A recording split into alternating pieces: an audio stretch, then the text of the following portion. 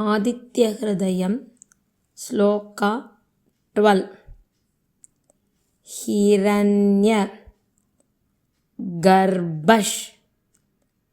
शिशिरः तपनो भास्करो रविः अग्निगर्भोदितेः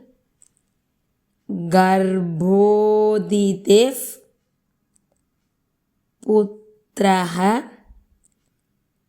शङ्कः शिशिरनाशनः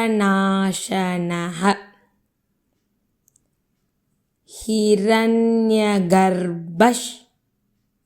शिशिरः तपनो भास्करो रविः अग्निगर्भोदितेः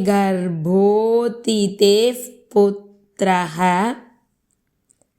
शङ्कः शिशिरनाशनः हिरण्यगर्भः शिशिरः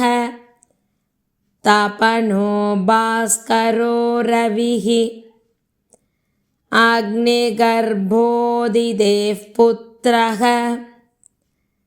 शङ्कः शिशिरनाशनः हिरण्यगर्भः शिशिरः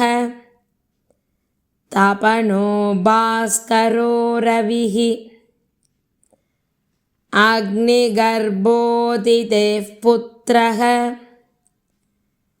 शङ्कः शिशिरनाशनः